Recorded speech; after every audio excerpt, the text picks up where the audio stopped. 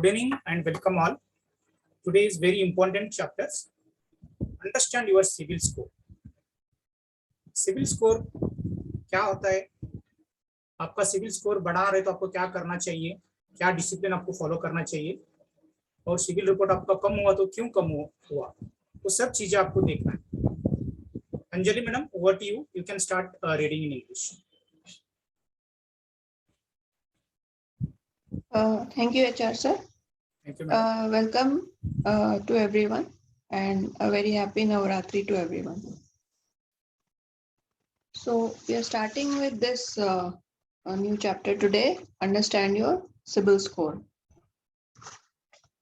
So a credit score is generated by credit bureaus and is a 3-digit numeric representation of an individual's credit worthiness, which is the likelihood of a person defaulting on a loan repayment or credit card dues. Typically ranging between 300 and 900, a high credit score indicates that a person is more likely to use credit responsibly, and therefore lenders tend to look more favorably at applications for loans or credit cards made by such people. A CIBIL score is nothing but a credit score generated by CIBIL, which is India's oldest bureau. In addition, Equifax, Experian, and CRIF, Highmark are other players.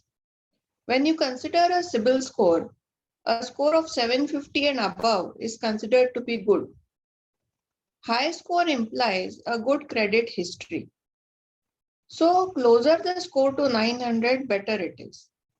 If you have score closer to 300, there are high chances that your credit card application will be rejected. As per the data published by CIBIL, over 79% of approved loans are for those individuals with a score of 700 and above. A credit score is important in the loan approval process because it is the first piece of information that a lender refers to when evaluating an application. Using this filter, it is typically believed that a higher score increases the chances of loan approval, other factors being in place. However, the decision of whether to lend or decline an application rests solely with the concerned lender, and CIBIL plays no role in the process itself. So with that disclaimer, we move to why is CIBIL score important. As stated above, it is the most important factor that is used by credit institutions to check your credit worthiness when you apply for a loan. Next page. So following are the benefits of a high credit score. To get loan approvals. When you apply for a loan, the lender will check your credit history before giving you the credit. The best way of doing it is checking your credit score. A CIBIL score indicates your credit worthiness to the lender. If you have a high credit score, the lender will consider lending you safe and your loan application will be. But if you have a low credit score, your loan application will be rejected outright, even if you have the repaying capabilities. To avail loan at lower rate of interest. A high credit score can also help you in getting a loan at lower rate in case you apply for a personal loan, where the interest rate on loan varies over a wide range. For the fast disbursal of loan, a high credit score will help you in getting a loan approval faster. Faster approval means loan disbursal will also be faster. Factors that affect your credit score. Delayed payments and defaults. Credit score is calculated based on your credit history. Any defaults or late payments in the recent past for more than 3 months will impact your credit score negatively, as it gives a negative impression about your credit worthiness. High utilization percentage. Utilization percentage is the ratio of your total outstanding loan to your credit limit. If you repay your debt timely and your outstanding loan and credit card balance is going down, your utilization percentage will also go down. This is taken positively by your credit bureau. But if your current balance on your credit card or loan is increasing over time, it indicates that your repayment burden is increasing. This will impact your credit score negatively. Higher percentage of unsecured loans.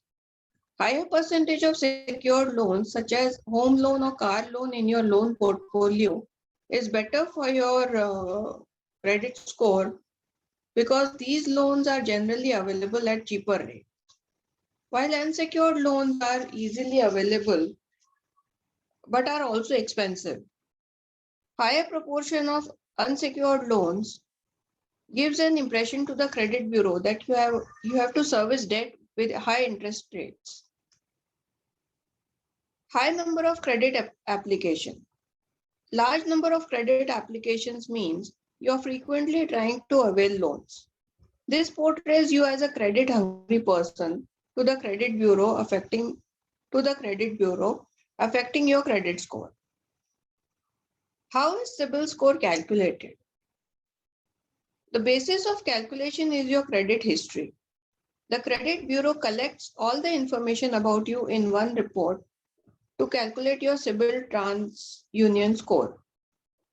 It is calculated on the basis of your account and inquiry section in your credit report. Following are the factors that are considered in calculating your credit score. First is credit history. Your credit history is given highest weightage while calculating your credit score. How you have served your past debt obligation has a weightage of 30% in your credit score calculation. Second is credit mix and duration. What percentage of your credit portfolio consists of secured loan and unsecured loan along with the duration? Another 20 credit score. Third is credit exposure. The total amount of credit that you have outstanding will decide the 25% of your credit score. Fourth is other factors. Rest of the factors such as credit utilization, recent credit behavior will contribute the rest 20% of your credit score. So how to improve your CIBIL score to get a business loan? First is keep checking your credit score regularly. This is a good idea as it will let you know about the loans or credit cards where default or delay in repayment exists. It will also show you the information that is recorded in the credit card. If you see any negative information, you can immediately contact your lender or CIBIL and get it fixed. Make timely repayments. Delays in repayment result in lowering the credit score. If you or your business have any existing credit facility, business loan, auto loan, credit card, etc., make sure you are repaying the installments on time.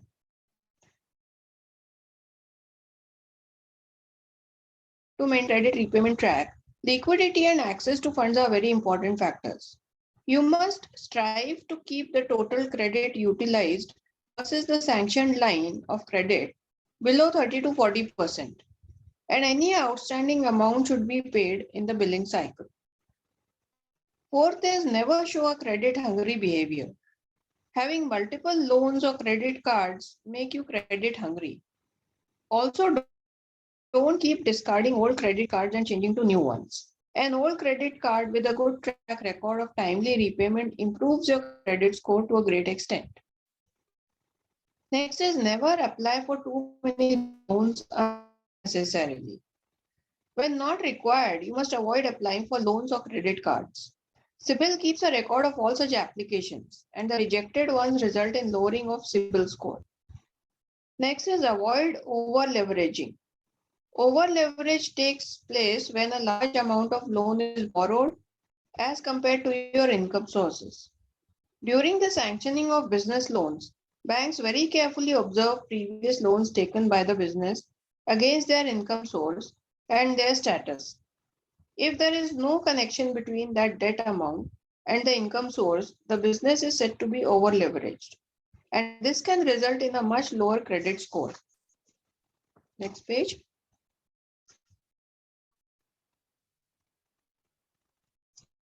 So a thought on this: the assets of the banks that don't perform, that is, don't bring any return, are called non-performing assets, NPAs, or bad loans. Banks' assets are the loans and advances given to customers. If customers don't pay either interest or part of principal or both, the loan turns into a bad loan. According to RBI, term loans on which interest or installment of principal remain overdue for a period of more than 90 days from the end of a particular quarter is called a non-performing asset. An important note: if one loan is treated as NPA in any bank, then all your loans are treated as NPA. In such a case, you will not get further loan from bank. So a thought on this: CIBIL is the mirror of the individual and company. It is used to understand the track of loan repayment to bank. Regular payment of EMI in time helps to maintain good CIBIL report.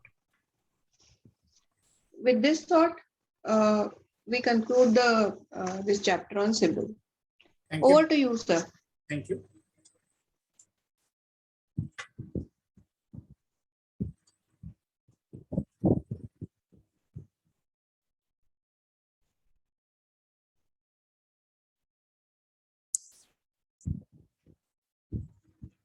Thank you and welcome all, and happy Navaratri to all of you. Today we are going to read very important chapter, understand your CIBIL score. बहुत सारे लोगों को civil के बारे में पता नहीं रहता। जब लोन लेने के लिए जाएंगे तब आप चेक करेंगे तो आपका सिविल रिपोर्ट्स बहुत कम होता है। सिविल रिपोर्ट जो आता है वो ज्यादा और कम क्यों आता है, तो हम लोग इस चैप्टर्स में हम लोग देखेंगे। ये जो क्रेडिट स्कोर है that is generated by the Credit Bureau, means Credit Information Bureau of India Limited. This is the organization which generate the reports on the basis of your financial transactions. आपका जो भी financial transactions होता है उसका सब transaction accumulate करके आपका CIBIL report generate होता है। ये सिविल रिपोर्ट जो है वो 3 डिजिट्स का होता है। ये जो सिविल रिपोर्ट है इसकी बेस पे आपका क्रेडिट वर्दीनेस भी डिसाइड होता है, मींस आपका लोन रिपेमेंट का आपका कैसे हैबिट है, आप कैसे ट्रैक रिकॉर्ड, कैसे आपका लोन रिपेमेंट का कैसे आप अच्छा तरफ से ये EMI जो है वो इन टाइम पे भर रहे क्या नहीं भर रहे, ये सब चीजें जो है वो आपका सिविल स्कोर से दिख के आ जाता है। सपोज आपका सिविल रिपोर्ट कम आ गया तो आप लोन इन टाइम पे नहीं भर रहे। जनरली जो सिविल रिपोर्ट है वो 300 to 900 होता है। जितना आपका क्रेडिट स्कोर ज्यादा है आपको उतना अच्छा तरफ से लोन मिलेगा, आपका इंटरेस्ट रेट भी कम हो सकता है।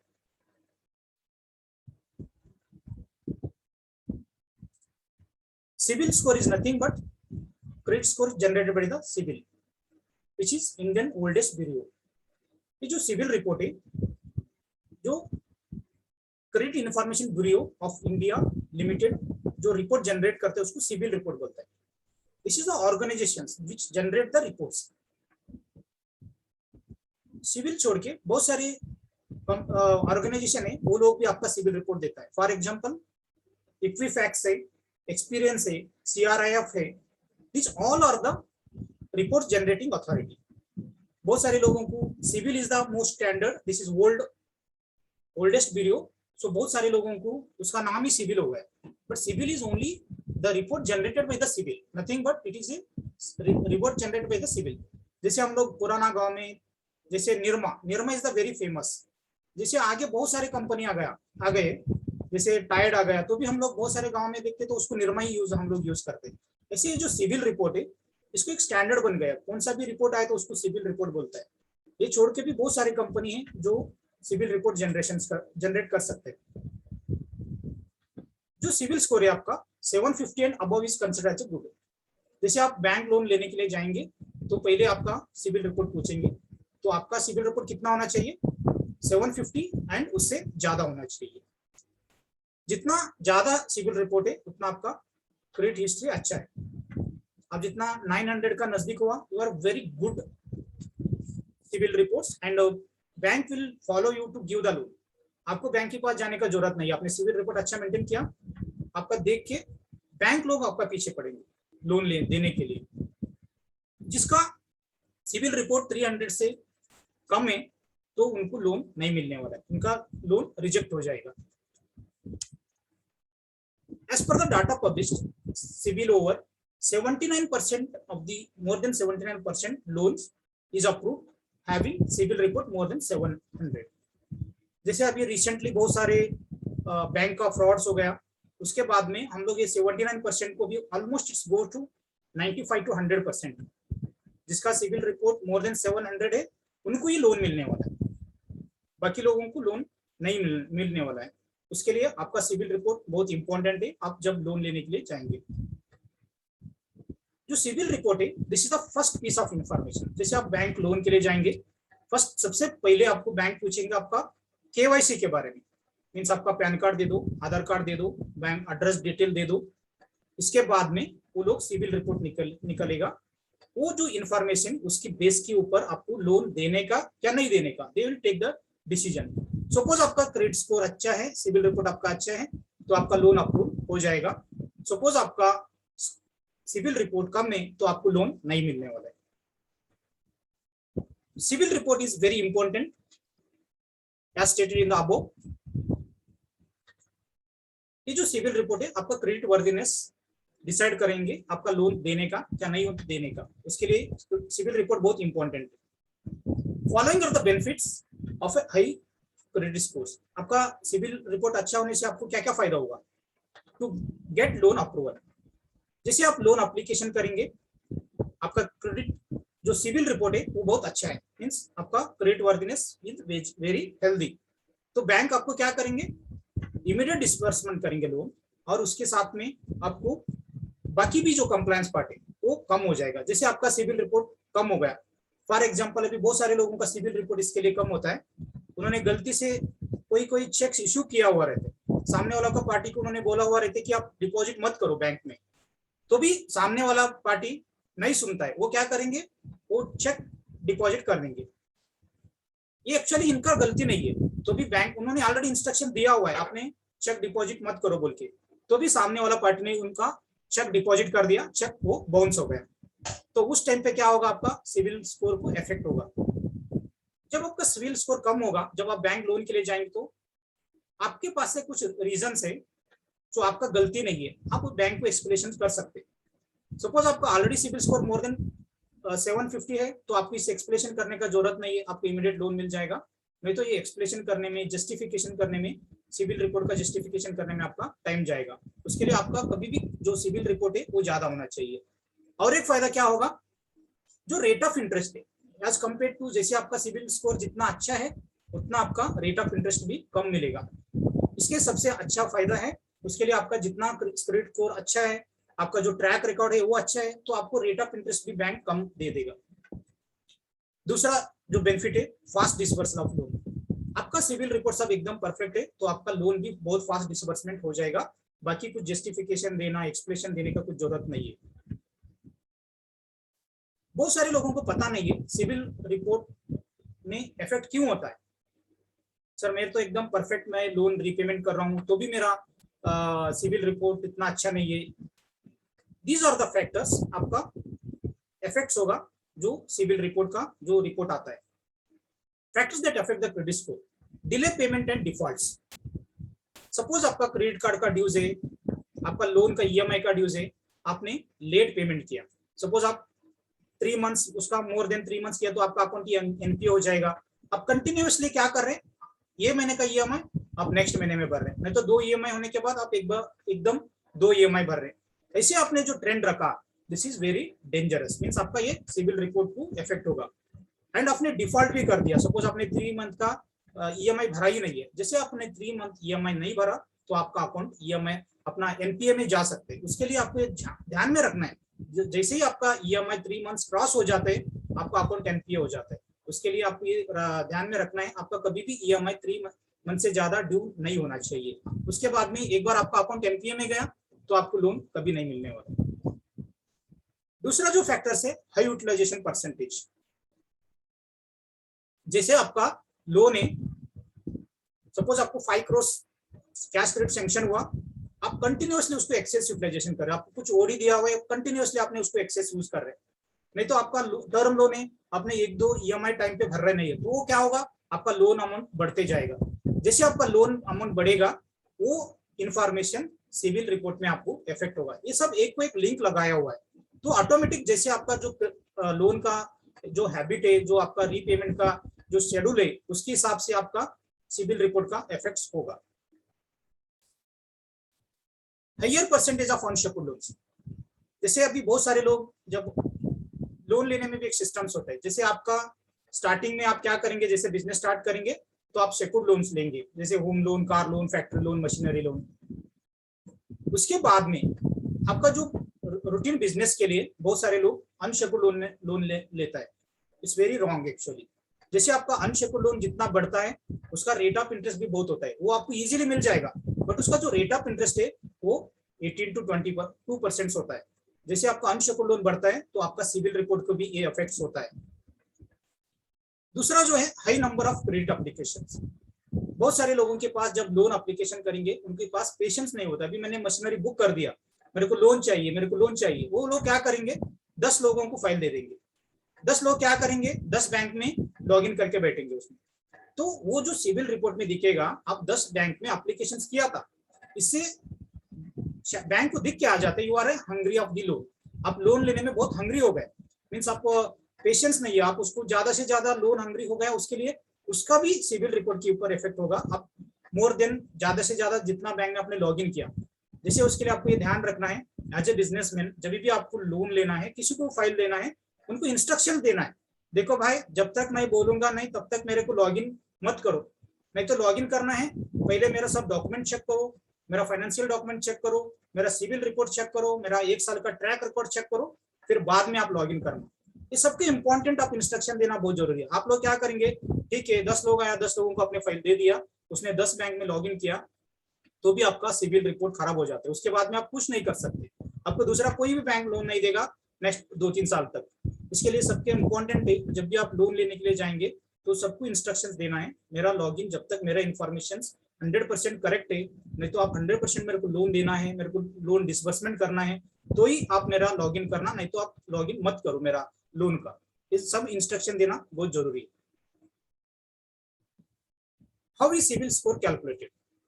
जैसे अभी ये तो ट्रांजेक्शन हम लोग करते रहते, तो बैकग्राउंड में अपना क्रेडिट स्कोर कैसे बढ़ेंगे, क्या क्या ट्रांजेक्शन से आपका क्रेडिट स्कोर बढ़ सकते हैं, हम लोग इधर नीचे देखेंगे।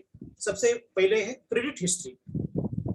जैसे आपका जो क्रेडिट हिस्ट्री है, आपका जो EMI पे करने का आपका जो ट्रैक रिकॉर्ड है, आप सपोज इन टाइम पे कर रहे हैं, सब आपका सिस्टमेटिक EMI जा रहे हैं, आपका जो हैबिट है लोन का, यूटिलाइजेशन का हैबिट, रीपेमेंट का हैबिट एकदम परफेक्ट है, तो आपको 30% मार्क्स मिलेगा उसमें, मीन्स क्रेडिट हिस्ट्री के ऊपर आपका 30% मार्क्स मिलेगा। दूसरा जो है वो credit mix and duration.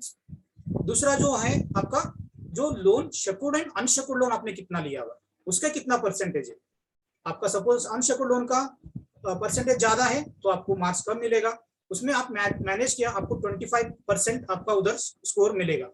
Credit exposure, secured unsecured loan, उसके साथ में आपने कितना टेन्योर के लिए लोन लिया, आपने 5 साल के लिया, 10 साल के लिए लिया, 10 ईयर्स के लिया, 20 ईयर्स के लिए, ये सब चीजें अपना सिविल स्कोर के लिए मैटर होता है। क्रेडिट एक्सपोजर, जो आपको आउटस्टैंडिंग कितना है लोन का, आपको क्या क्या एक्सपोजर मिला हुआ लोन का, सेक्योर्ड अनसेक्योर्ड, CC OD, ये सब 25% आपका मैटर होता है। Other factors, rest of the factors such as credit utilisation कितना है, आपका रिसेंट क्रेडिट बिहेवियर, मींस अभी आप लास्ट 6 मंथ में आपका कुछ चेक्स बाउंस हो गया, नहीं तो आप EMI टाइम पे नहीं पे कर रहे, वो 20% मार्क्स ऐसे मिलेगा आपको। ये सब फैक्टर्स आपका सिविल स्कोर में या बढ़ाना में या कम होने में ये आपका हेल्प करेगा। उसके लिए आपको ये ध्यान में रखना, आपको कैसे ट्रैक रिकॉर्ड रख के आपको ज्यादा से ज्यादा बढ़ा सकते हैं। ये परसेंटेज जो है, एक तो आप बढ़ा भी सकते हैं, आप सपोज इसको गलत तरीका से यूज किया, वो आपका सिविल रिपोर्ट कम भी कर सकते हैं। बहुत सारे लोगों का ये भी डाउट है, सर मैंने लोन ही नहीं लिया तो मेरा सिविल रिपोर्ट कितना रहेगा। एक्चुअली आपने लोन नहीं लिया तो आपका सिविल रिपोर्ट कुछ बनता ही नहीं है।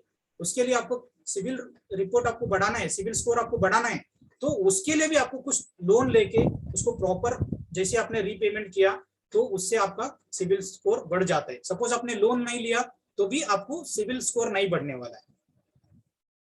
आपको सिविल रिपोर्ट जो स्कोर है कैसे आप बढ़ा सकते हैं?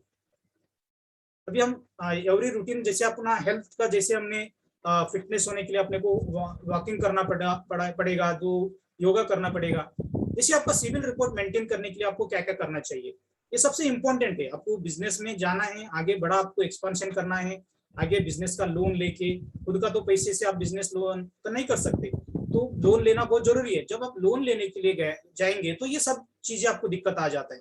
उसके लिए आपको क्या क्या प्रिकॉशंस लेना चाहिए, आपका क्रेडिट स्कोर बढ़ाने के लिए आपको क्या करना है? सबसे इंपॉर्टेंट है keep checking your credit score regularly. आपको रेगुलर 6 मंथ में, 1 साल में आपका रेगुलर सिविल चेक करके लेना बहुत जरूरी है। जैसे आपने सिविल इसमें वेबसाइट में गया, 400-500 आपने पेमेंट किया तो आपको आपका खुद का सिविल रिपोर्ट आपको मिल जाएगा।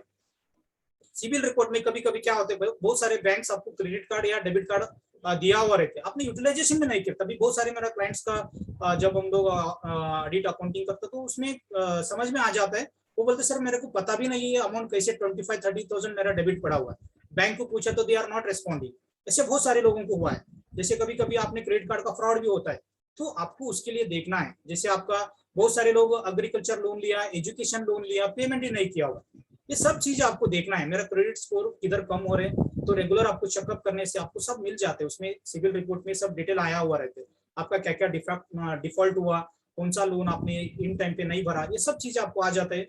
तो आप वो लोन इमीडिएट पे कर सकते हैं, तो आपका सिविल स्कोर इन फ्यूचर में बढ़ जाता है।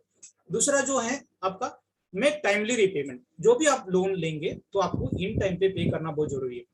बहुत सारे लोग घर का तो लोन ईएमआई बरोबर जाता है, 99% लोगों का ईएमआई घर का बरोबर जाता है। जैसे मैंने एक बैंक का ऑडिट किया था, वो बैंक का 0 एनपीए था, मीन्स उधर कौन सा भी डिफॉल्ट नहीं था। वो बैंक 100% जो लोन दिया था वो ओनली हाउसिंग लोन दिया था। हाउसिंग लोन में ज्यादा डिफॉल्ट नहीं होता है, क्योंकि किसी को इंटरेस्ट नहीं रहता है कोई अपना घर में ईएमआई मांगने के लिए आई।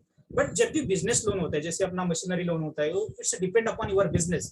आपका बिजनेस अच्छा चला तो आपको ईएमआई पे करेंगे। सपोज बिजनेस जैसे कोविड जैसे इफेक्ट होगा तो आपका ईएमआई में दिक्कत होने का चांसेस होता है। उसके लिए आपको प्लानिंग करना है। कभी भी आपको बिजनेस करना है तो भी आपको एक 6 मंथ का जो भी एक्सपेंसेस होता है, इंक्लूडिंग ईएमआई है, आपका लोगों का सैलरी है, कोई आपका फिक्स एक्सपेंसेस है, ये सब चीज आपको प्रोविजन करके बिजनेस करना बहुत जरूरी है। ऐसे कुछ भी दिक्कत हुआ तो एटलीस्ट आप 6 मंथ सर्वाइव करने का आपका एक कैपेसिटी होना चाहिए। ऐसे आपका उतना सेविंग होना ही चाहिए आपको बिजनेस करना है। ये बहुत सारे लोग प्लानिंग नहीं करते, तो लोन के ऊपर लोन लेते, उनका डिफॉल्ट होने का चांसेस बहुत होता है। उसमें से क्या होगा, बिजनेस कोलैप्स होने का भी चांसेस होता है। उसके लिए आपको जब भी बिजनेस करना है तो 6 मंथ आपका प्रोविजन बिजनेस के लिए, खर्चे के लिए प्रोविजन करके रखना बहुत जरूरी है। Never cross the credit limits. जैसे आपको एक बैंक 5 करोड़ का सीसी दिया तो आप उससे 30-40% आप कम ही यूटिलाइज करो। जितना आपने कम यूटिलाइज किया आपका उतना सिविल बढ़ जाते हैं। बहुत सारे लोग एकदम मार्च में उनका पेमेंट्स छोड़ देते, तो कभी कभी ओवरड्राफ्ट का लिमिट भी क्रॉस हो जाते हैं। उससे उसमें एक तो आपको रेट ऑफ इंटरेस्ट भी हाई पड़ेगा, ऊपर से आपका सिविल को भी इफेक्ट हो जाते हैं। सपोज आपको लोन बढ़ा के लेना है, आप एनहांसमेंट ले सकते हैं, बट आप जितना दिया हुआ उससे भी ज्यादा आपने यूटिलाइजेशन किया तो वो आपका सिविल रिपोर्ट को इफेक्ट हो सकता है। Never show credit hungry behaviour. अभी हमने ऑलरेडी डिस्कशन किया हुआ है। जैसे आपका बहुत सारे लोगों का एक हंग्रीनेस रहते हैं, मैंने सबको सजेशन देता हूँ। इवन कभी कभी आपको ये भी बोलने को आना चाहिए, जब बैंक बोलेंगे सर आप लोन ले लो, नहीं मेरे को लोन नहीं चाहिए।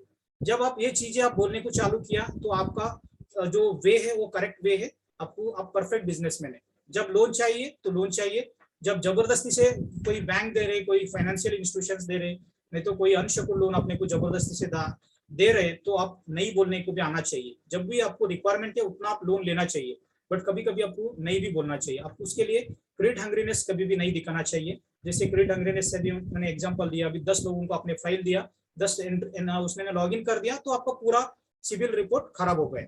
ये कभी भी गलती नहीं करना है। Never apply too many loans unnecessary.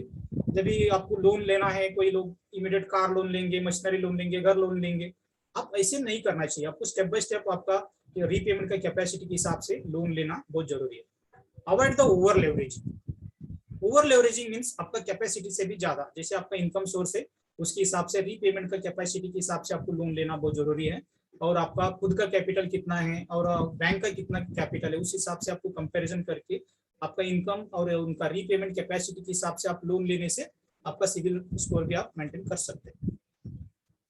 The asset of the bank that don't performs are called a non performing asset. जैसे एक बार बैंक का कस्टमर्स जो है वो बारोवर है, जब बारोवर उनको वापस रीपेमेंट नहीं कर रहे, इंटरेस्ट ईएमआई नहीं भर रहे, इंटरेस्ट नहीं पे कर रहे, तो वो अकाउंट्स नॉन परफॉर्मिंग एसेट्स हो जाता है।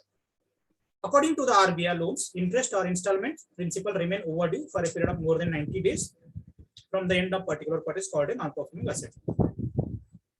Suppose आपने 3 installments आपने भरा ही नहीं है, तो आपका जो अकाउंट है वो नॉन परफॉर्मिंग एसेट्स हो जाएगा।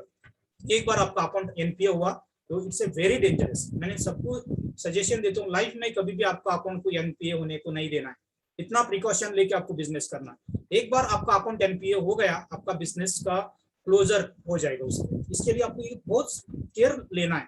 कभी भी आपका ईएमआई जो है, आपको एक बार वो एक में ईएमआई ड्यू पड़ा तो आप अलर्ट होना चाहिए, तो दूसरा ईएमआई से पहले एक फर्स्ट ईएमआई पे होना ही चाहिए। एक बार 3 ईएमआई आपने नहीं भरा तो आपका अकाउंट एनपीए में हो जाता है, तो इन फ्यूचर में आपका लोन कभी नहीं मिलने वाला। Very important note, if one loan is treated as a NPA in any bank, then all your loan are treated as a NPA. In such case, you will not get the further loan from the bank. बहुत सारे लोगों का ये भी intention रहता है, 10 loan है, 10 loan में मैं तो 5 लोन बहुत टाइम पे करे सर, बाकी 5 लोन मेरा क्यों एनपीए होगा? ऐसे नहीं है।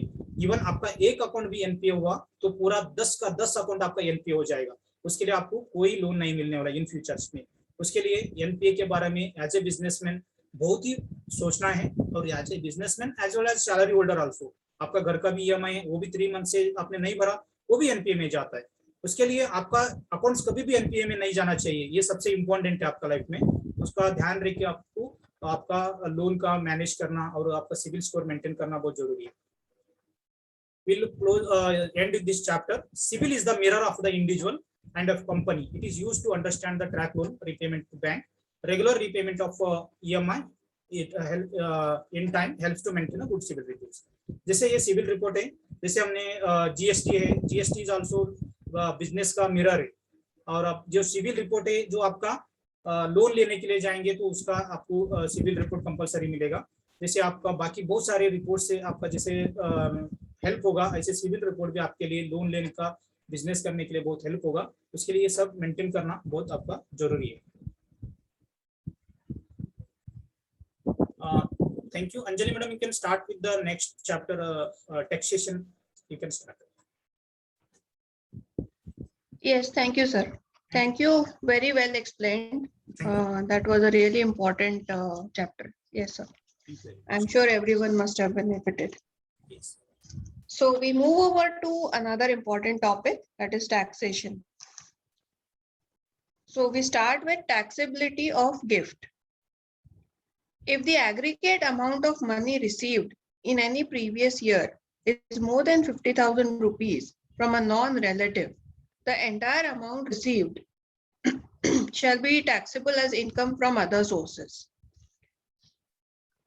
So what are tax exempt gifts? As per the Income Tax Act, the sum of money received from any of your relatives is fully exempt from tax. Here the relatives term defined by the Income Tax Act is as follows. Spouse of the individual, brother or sister of the individual, brother or sister of the spouse of the individual, brother or sister of either of the parents of the individual, any lineal ascendant or descendant of the individual, any lineal ascendant or descendant of the spouse of the individual, spouse of the person mentioned above, in case of a Hindu undivided family, any member thereof. Gift received under will or by way through inheritance. Gift from any fund or foundation or university or any other educational institution on occasion of the marriage of individual. Gift in contemplation of death of the donor. Gift from any local authority.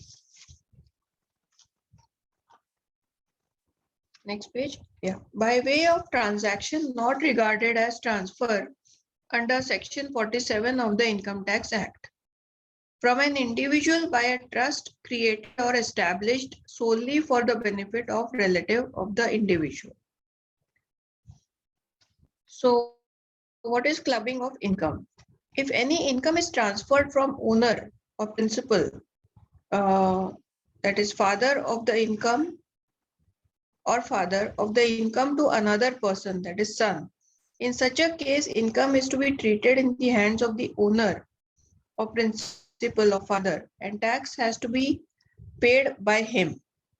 For example, in case FD investment made in the name of the children who are minor, then the interest on FD is chargeable in the hands of the father or mother whose income is higher between the two. If minor earns any kind of income in his or her technical skill, such income will be taxable under minor's hand and it will not be clubbed in the parent's income. Most of the people transfer the FD and rent income to their wife or children without transfer of the assets. Interest on FD in such a case is taxable in the hands of the parents. Hence, it is not advisable to transfer FD or rent income under wife's name or children's name. Taxation of non-resident Indians, NRIs. Special provision related to investment income. When an NRI invests in certain Indian assets, he is taxed at 20%. If the special investment income is the only income the NRI has during the financial year and TDS has been deducted on that, then such an NRI is not required to file an income tax return. So what are the exempted income in the hands of NRIs, of non-residents?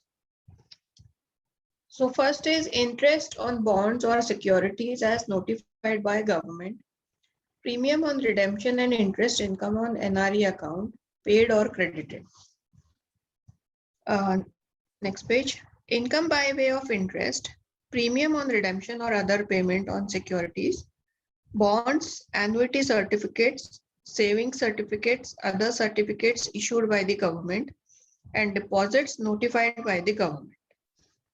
Interest on FCNR, that is foreign currency non-repatriable account, and RFC, resident foreign currency account. Deposits paid by a scheduled bank to an NR or NOR.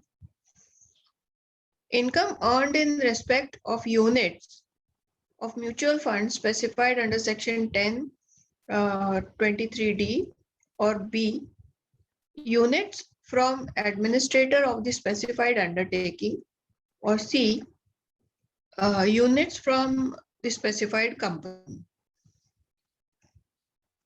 Presumptive taxation scheme, section 44AD. To give relief to small taxpayers from this tedious work, the Income Tax Act has framed the presumptive taxation scheme under section 44AD. Entities adopting the presumptive taxation scheme can declare income at a prescribed rate, and in such a case, there is no need to maintain books of accounts. Presumptive taxation scheme of section 44AD can be adopted by following persons: resident individual, resident Hindu undivided family, resident partnership firm, not LLP, limited liability partnership, and private limited. Income tax notice and faceless assessment. Income tax notice. So types of notices. First is a system-based method through CASS, that is computer assisted scrutiny selection, whereby the selection is made on the basis of detailed analysis of risk parameters and 360-degree data profiling of taxpayers. Next is defective return notice under section 139(9). 15 days time to rectify. If not rectified, then return is invalidated. Reasons for defective return. For filing return with incomplete information as required by law, any mandatory field left empty, ITR not e-verified, 26 AS credit not matching with your gross income, interest income not disclosed. Notice under section 143(1), intimation notice for processing returns, system generated. ESI and PF late payment notices. ESI and PF amount disallowed. Notice for mismatch in GST return sales and income tax return sales. Notice under section 148, non-disclosure of income correctly. Notice for non-filing of income tax. Notice for variations in the profit ratios, GP ratio and NP ratio. Notice for non-disclosure of sale of immovable property. Notice for mismatch in sales and bank receipts. Cash transactions for more than 10 lakh rupees in saving bank account. Non-deduction or short deduction of TDS. Non-disclosure of AIR, that is annual information report. If your taxable income is more than 50 lakhs, one need to disclose all his or her assets and liabilities while filing income tax return. So what is faceless e-assessment? The NEAC, that is National E-Assessment Center, will facilitate the faceless e-assessment scheme across the country and benefit taxpayers. Next page. Ease of compliance for taxpayers, transparency and efficiency, functional specialization, improvement in the quality of assessment, risk-based and focused approach are some of the salient features of the new scheme. Faceless e-assessment scheme will eliminate physical interface between an assessing officer and assessee. Officer assessing a case will be selected randomly. It will lead to better monitoring and fast disposal of cases. The launch of this facility also ends the relevance of geography in processing of returns. Hence, a Pune-based assessee's case can be headed by a Delhi income tax officer. Over to you, HR sir. Thank you, madam. Thank you.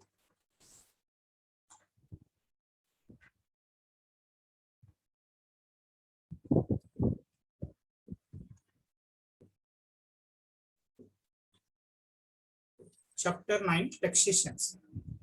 Taxation is very vast subject. Taxation itself is very vast. इसके लिए इतना बड़ा book लिखा तो भी कम है. We cover some provisions which is very important ना, जो रूटीन लाइफ में हर एक आदमी को जो एप्लीकेबल होता है, हर एक आदमी का लाइफ में एवरीडे जो क्वेश्चंस आता है, वो पॉइंट्स हम सेलेक्ट करके टैक्सेशन में लिखा हुआ है. नहीं तो taxation is such a wide subject. इसके लिए इतना बड़ा बुक हम लोग देखा है. Direct tax itself is more than 2000 pages. इसके लिए अपना लाइफ में रूटीन में जितना अपने को एप्लीकेबल होता है उतना हाइलाइट्स ये बुक्स में लिखा हुआ है. हम लोग स्टार्ट करेंगे टैक्सेबिलिटी ऑफ गिफ्ट. बहुत सारे लोगों का एक इंप्रेशन से, एक तो बीच में गिफ्ट टैक्स अबॉलिश हुआ था, बाद में ये सेक्शन अभी इम्प्लीमेंटेशन कर दिया. जैसे आपने किसी से गिफ्ट लिया, वो 50,000 से ज्यादा है, उसका जो वर्थ है वो 50,000 से ज्यादा है, तो आपको उसके ऊपर भी टैक्स भरना पड़ेगा कंसिडरिंग अदर इनकम. वो अदर इनकम में ऐड होकर आपका नॉर्मल टैक्स रेट में बैठेगा. उसके लिए कुछ एग्जम्पशन है. बहुत सारे लोगों को ये क्वेश्चंस होते हैं, मैं पिताजी से कैश लिया, मैं कैश मींस मैंने पैसे लिया पिताजी से, तो वो गिफ्ट होता है क्या, वो टैक्सेबल होता है क्या? बहुत सारी अगर एग्जम्पशंस दिया हुआ है. आप किससे गिफ्ट लिया तो वो टैक्सेबल है, किससे नहीं लिया तो एग्जम्पशन से. मींस बहुत सारे लोग फ्रेंड से भी पैसे लेता है बट वो वापस नहीं करते थे. That is very dangerous. You should repay them, otherwise it is treated as other income.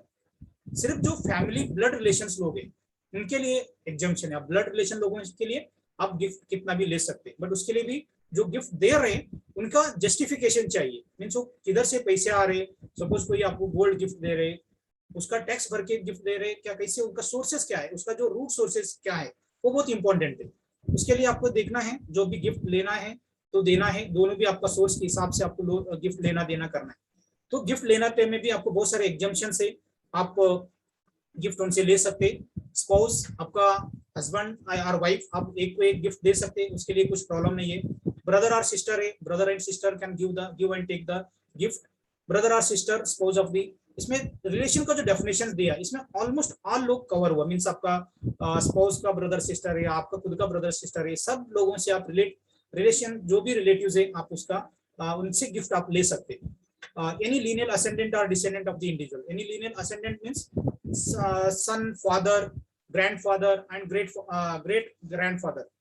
Descendant means आपका son and grandson and great grandson, ये descendant of the individuals, ये लोग सब आपका रिलेटिव्स में आ जाते हैं। जो रिलेटिव का डेफिनेशन है इट्स वेरी वाइड डेफिनेशन है, आपका सब लोग इसमें ऑलमोस्ट कवर हो जाते हैं। उसके लिए आपको जो भी गिफ्ट लेना है ब्लड रिलेशन से तो आप उनसे गिफ्ट ले सकते हैं। और आपका एचओएफ है, एचओएफ आपका एनी मेंबर से आप गिफ्ट ले सकते हैं।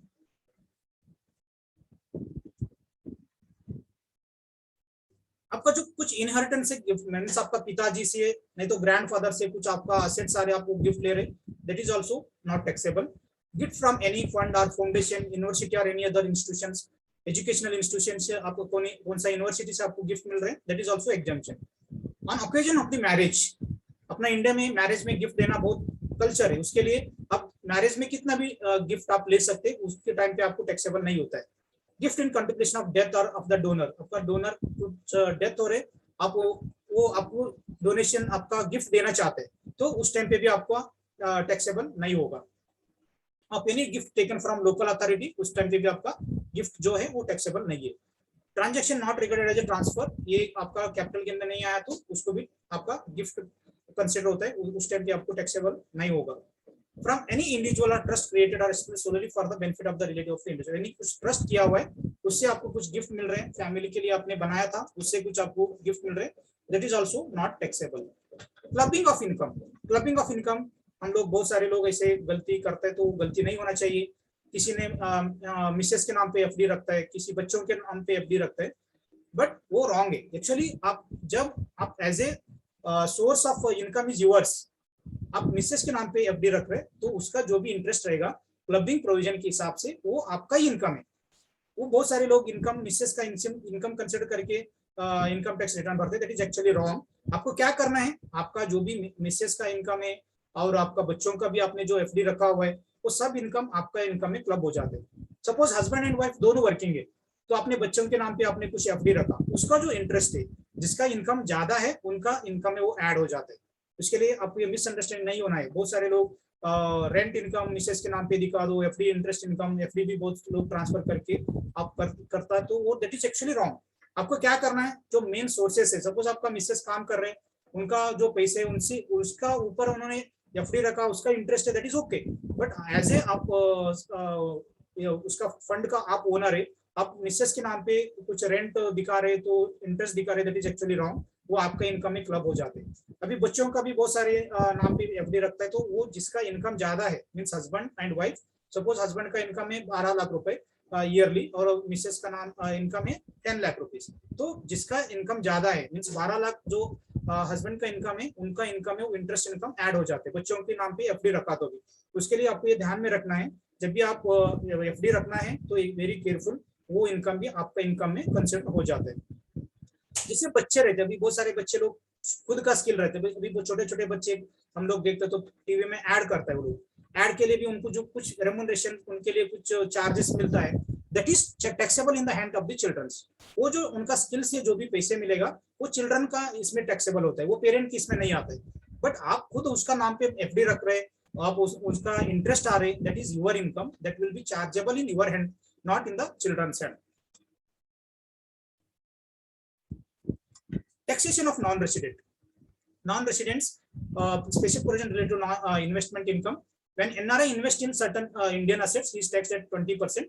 उनका जो भी इंडियन असेट में एनआरआई इन्वेस्टमेंट करता है उनका 20% हम लोग टीडीएस कट होता है। जब आपने टीडीएस कट किया तो इधर टैक्स भरने का जरूरत नहीं है, he can claim in his country according to the DTA, जो भी डबल टैक्सेशन अवॉइडेंस जो अग्रीमेंट्स हुआ है कंट्री के साथ में, उसके हिसाब से उन्होंने कंपैरिजन करके उनका रिटर्न भर के ये बेनिफिट उन्होंने ले सकते हैं। बहुत सारी इनकम जो है वो नॉन रेसिडेंट के लिए इंडिया में टैक्सेबल नहीं है। That is interest on bonds, securities notified by the government, premium on redemption, interest income on NRE account paid और क्रेडिटेड, ये सब इनकम उनके लिए एग्जम्प्टेड है। Income by way of interest, premium on redemption और other any payment, securities, bond, annuity certificate, saving certificate, other certificate issued by the government, and deposit notified by the governments. Interest on foreign currency non-reputable accounts and RFC deposited paid by a scheduled bank to non-resident or not ordinary resident. ये भी अपना उनका जो भी interest मिलेगा इस account में वो भी टैक्स एग्जम्पशन से। Income earned in respect of units of mutual fund specified under section 1023D subsection B and C, जो भी इनकम म्यूचुअल फंड से मिलेगा वो भी उनके लिए टैक्स एग्जम्पशन से NRA के लिए। अभी प्रिजम्पटिव टैक्सेशन क्या होता है? अभी बहुत सारे लोगों का ऐसे अंडरस्टैंडिंग है, जैसे मेरा टर्नओवर 1 करोड़ है, आपका बुक्स ऑफ अकाउंट मेंटेन करने का जरूरत नहीं है। सपोज अप टू 2 करोड़ तक आपका इनकम है बिजनेस का, तो आपको 2 करोड़ तक आपको इसका जरूरत नहीं है बुक्स ऑफ अकाउंट मेंटेन करना। उसके लिए आपको सिर्फ 8% या 6% आपका इनकम दिखा के आप रिटर्न्स भर सकते हैं। बट बहुत सारे लोगों का ये भी मिसअंडरस्टैंडिंग है, मैं सिर्फ 6% 8% भरा तो मेरा काम हो गया क्या? नहीं है। 6% 8% वो मिनिमम है। आपका सपोज नेट प्रॉफिट है 4%, तो आप खुद वॉलंटरली आप 8% दिखा सकते। सपोज आपका इनकम 15% है, तो आप उसको 8% 6% नहीं दिखा सकते। उसके लिए आपको ध्यान में रखना है whichever is higher, आपका जो भी इनकम है, सपोज आपका बिजनेस में 20% है तो आप 20% दिखाना है। आप 6% 8% दिखाने से आपका गलती हो सकती है।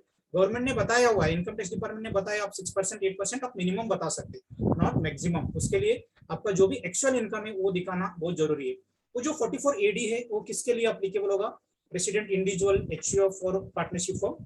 This provision is not applicable to LLP private limited company. जो प्रिजम्पटिव इनकम है वो अपना only individual and HUF and partnership firm के लिए अप्लीकेबल है। LLP और प्राइवेट लिमिटेड का ये सेक्शन अप्लीकेबल नहीं होता है। जैसे प्रोफेशनल लोग रहा तो उनके लिए 44AD है, उनको मिनिमम 50% का इनकम बताना बहुत जरूरी है। सपोज उन्होंने नहीं बताया तो उनको ऑडिट, सपोज उनका इनकम कम है तो उन्होंने ऑडिट करके लेना बहुत जरूरी है। तो उसका जो भी टैक्सेशन पार्ट है वो कंप्लायंस करना है।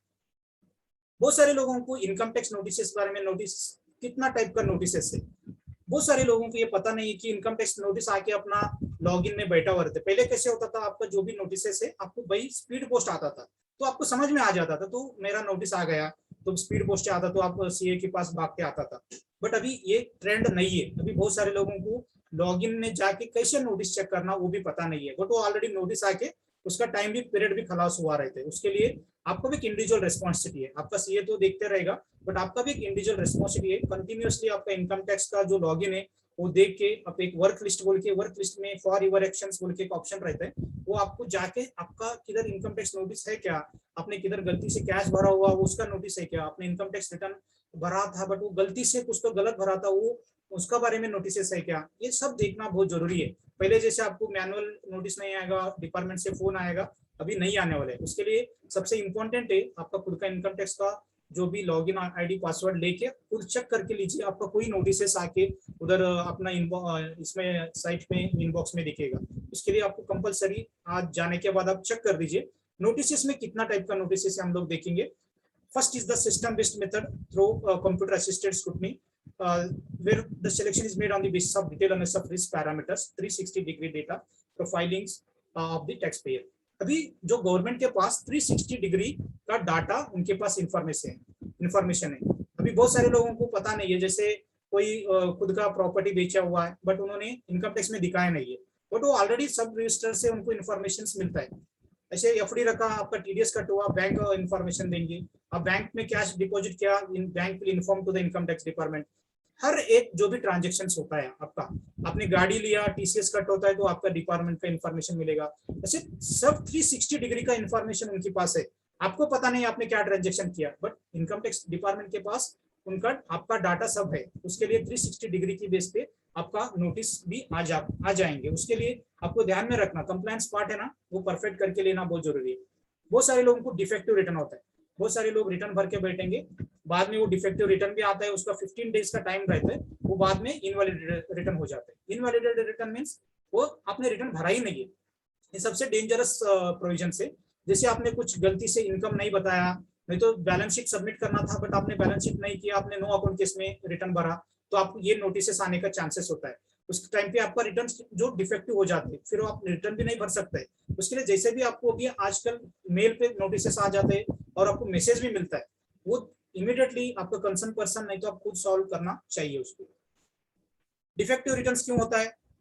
For filing of without incomplete information as required, आपका जो भी इन्फॉर्मेशन जो इनकम्प्लीट है, ITR वेरिफिकेशन 120 डेज में करना बहुत जरूरी है। पहले अभी बेंगलुरु को भेजना था, नहीं तो आपने वेरिफिकेशन करके लेना चाहिए था। अभी बहुत सारे लोग वेरिफिकेशन नहीं होता है क्योंकि उनका आधार कार्ड लिंक नहीं होता है, नहीं तो बेंगलुरु को इन टाइम पे नहीं भेजा तो भी आपका रिटर्न इनवैलिड हो जाते हैं। आपने क्या करेंगे, मैं तो रिटर्न भरा हुआ है, आपका इतना ही रिस्पॉन्सिबिलिटी नहीं है, आपका रिटर्न वेरिफिकेशन हुआ क्या, आपने उसको बेंगलुरु को भेजा क्या, ये भी देखना बहुत जरूरी है। आपका जो 26 AS है, जैसे सिविल रिपोर्ट में, जैसे सब सिविल रिपोर्ट में उसके स्कोर होता है, जैसे अपना जो इनकम होता है सब 26 AS में अपने को मिलेगा। जैसे आपका 26 AS में जितना इनकम है, रेंट इनकम है, इंटरेस्ट इनकम है, डिविडेंड है, जो भी उसका रिलेटेड आपका ट्रांजेक्शन से, वो सब आपको रिटर्न में दिखाना बहुत जरूरी है। कोई लोग सैलरी लोग क्या करते हैं, खुद रिटर्न भर के लेंगे, बट उनको ये पता नहीं है FD इंटरेस्ट किधर दिखाना है, क्या दिखाना, वो लोग ऐसे रिटर्न भर देते हैं, तो बाद में उनका डिफेक्टिव रिटर्न का नोटिस आ जाते, तो ये आपको दिक्कत हो सकती है। जैसे आपका रिटर्न भरते टाइम आपका 26 A द मेन की है, आपका मेन डॉक्यूमेंट है, वो देख के आपको रिटर्न भरना बहुत जरूरी है। नोटिस अंडर सेक्शन 143(1), ये जो इंटीमेशन, जैसे आपका रिटर्न प्रोसेस हुआ तो आपको बाय डिफॉल्ट में मिल जाएगा। जैसे आपका रिफंड है क्या पेबल है, ये 143(1) पे आपको मिलेगा। ESI and PF late payment, अभी बहुत सारे लोग ESI जो PF है वो विद इन ड्यू डेट में नहीं भरता है। With in due that means आपका जो भी ड्यू डेट है ESI PF का भरना, उससे पहले भरना चाहिए, नहीं तो वो इनकम बोल के ट्रीट होता है। अभी लॉ ही चेंज हो गया, पहले कैसे डिस्प्यूट का एक ऑप्शन था, अभी डिस्प्यूट का ऑप्शन नहीं है।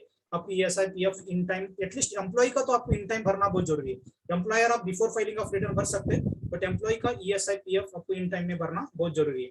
दूसरा नोटिस आएगा आपका GST रिटर्न में जो सेल्स बताया और आपका जो इनकम टैक्स में जो सेल्स बताया, ये दोनों में जो डिफरेंस होता है उसके लिए भी आपको नोटिस आ जाता है। उसके लिए आपको जब इनकम टैक्स रिटर्न भरना है तो आपको ये कंपैरिजन करना, आपने GST में जितना सेल्स बताया उतना ही सेल्स आपने इनकम टैक्स में भी दिखाया क्या, नहीं दिखाया, नहीं दिएगा तो उसका क्या रीजन है, ये सब चीजें देख के आपको रिटर्न भरना बहुत जरूरी है।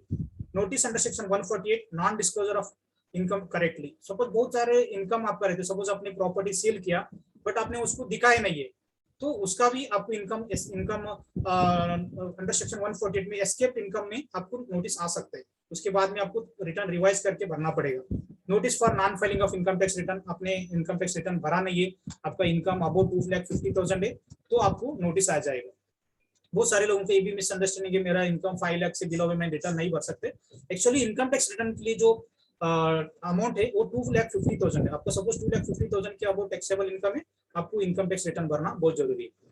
Notice for variation in the profit ratios, बहुत सारे लोगों का GP and NP ratio, last year में उनका GP रेशियो है 20% और इस ईयर में सिर्फ 10% आ गया। नेट प्रॉफिट लास्ट ईयर में 10% है, इस बार में 5% आया। ये जो कंपैरिजन होता है इसके लिए भी आपको इनकम टैक्स नोटिस आने का चांसेस होता है। Notice for non disclosure of sale of immovable property, बहुत सारे लोग ये गलती होता है, उन्होंने प्रॉपर्टी सेल किया रहता है बट उन्होंने कैपिटल गेन टैक्स नहीं भरते, तो उसके लिए आपको नोटिस आ सकते हैं 26 AS की बेस पे। Cash transaction more than 10 lakh rupees, आपने सेविंग बैंक अकाउंट में 10 लाख से ज्यादा पैसे भरा तो भी आपको नोटिस आ जाएगा।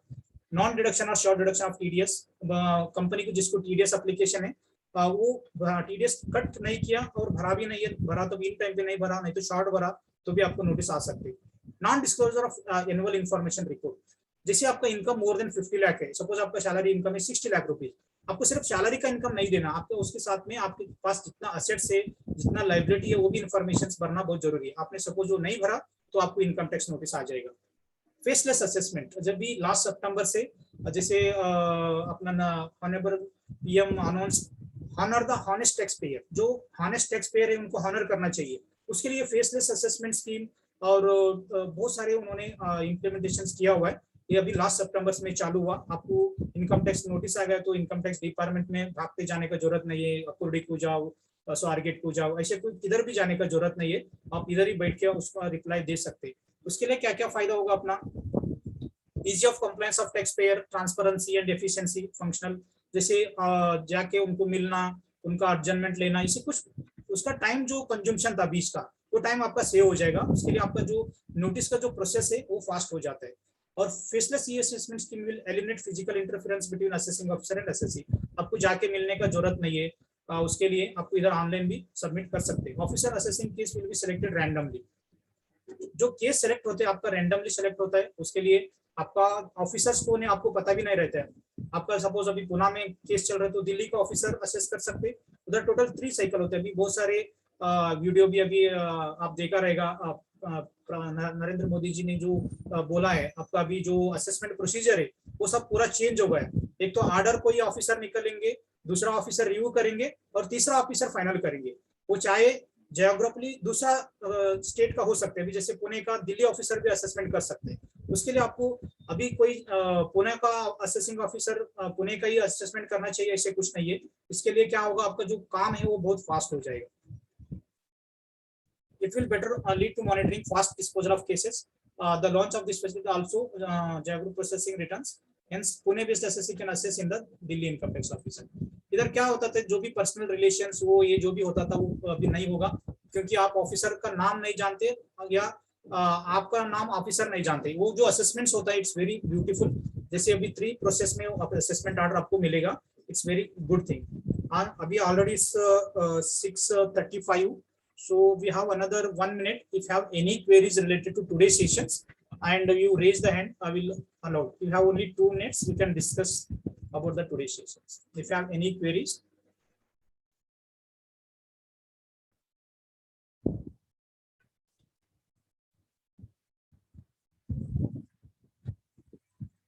Thank you very much for giving your valuable time. Thank you, Anjali madam, and thank you all today you are taken participant and given your valuable time. We will meet mostly next Thursday. I am out of Pune. There is no sessions, and I will inform. We'll meet with an next to next Thursday with the new chapter. This will continue this.